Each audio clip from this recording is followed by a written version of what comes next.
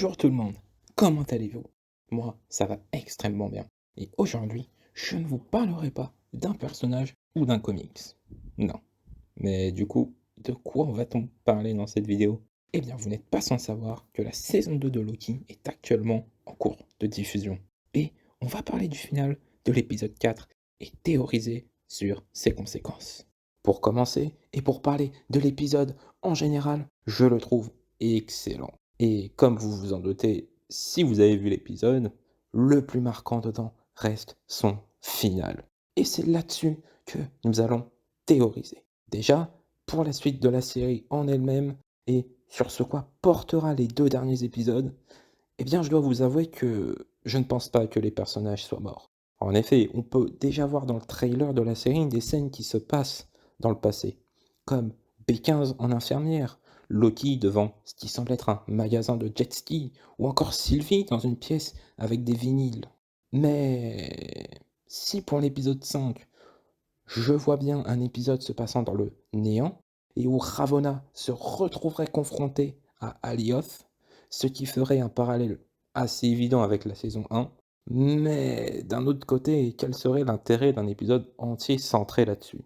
Déjà, qu'est-ce qu'il y a de plus à raconter sur Ravonna, qui n'a pas déjà été dit? Sachant qu'en plus, elle est retournée dans la citadelle de celui qui demeure, je ne pense pas que ce soit ça. Par contre, ce qui pourrait être très intéressant, ce serait de voir Ravonna dompter entre guillemets Alioth. En effet, dans l'épisode, il est dit que Ravonna a joué un grand rôle dans la guerre multiverselle et qu'elle a dirigé les troupes.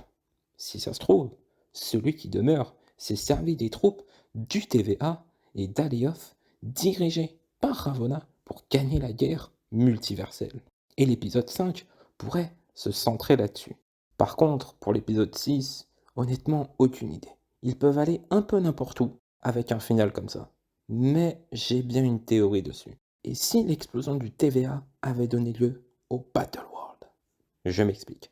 Dans le comics Secret Wars, le Battle World, c'est un monde où plein de petites zones du multivers se regroupent en un monde. Vous voyez où je veux en venir? Eh oui, la théorie serait que l'explosion du TVA ait donné naissance au Battle World. Mais je n'y crois pas. Pour la simple et bonne raison que Avengers Secret Wars est dans 3 ans, à peu près. Et cela me paraît beaucoup trop tôt pour faire naître le Battle World. En plus d'être trop tôt, cela me paraîtrait trop facile. Et j'aimerais revenir sur quelque chose qu'il ne faut pas oublier, le phénomène des incursions, introduit dans Doctor Strange in the Multiverse of Madness. Et vous allez me dire, mais qu'est-ce que ça a à voir avec les incursions? Eh bien, il ne faut pas oublier qu'il y a un film, Deadpool 3, qui va arriver. Et justement, si l'explosion du TVA à la fin de cet épisode pouvait avoir conduit Deadpool, qui, lui, de son côté, à force de trop jouer avec la machine à voyager dans le temps de Cable, arriverait dans l'univers du MCU et ainsi déclencher des incursions, s'il n'en a pas déjà causé sans le savoir. D'ailleurs, dans ce même film, Multiverse of Madness, Strange, à la fin du film, part corriger une incursion avec Cléa. Et en parlant des incursions, quand on sait qu'un film sur les 4 fantastiques va arriver et que dans Multiverse of Madness c'est Red Richards qui en parle, on peut se demander en effet si, en réalité, les 4 fantastiques de la Terre 616 du MCU n'étaient pas en réalité, depuis tout ce temps, dans le flux temporel sacré. Et que l'explosion de ce dernier va les ramener dans notre univers. Ou pas d'ailleurs. Je parlais des incursions juste avant. Ce qu'il faut savoir, c'est que avant Secret Wars, donc avant le comics, les mondes entraient en collision.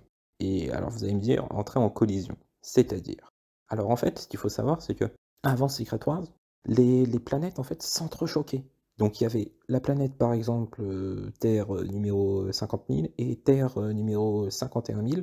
Eh bien, il faut savoir que avec l'effondrement du multivers, eh bien, les 2 planètes Terre vont se percuter l'une à l'autre, faisant des milliards de morts. Et on peut théoriser que l'explosion du TVA provoque ce phénomène de collision et fasse petit à petit s'effondrer le multivers. Ce qui expliquerait bien des choses et permettrait de relier le thème de la saga du multivers à des films qui, en apparence, n'y sont pas vraiment liés comme Captain America 4 ou Thunderbolt. Et voilà pour mes théories sur l'épisode 4, ou en tout cas sur la fin.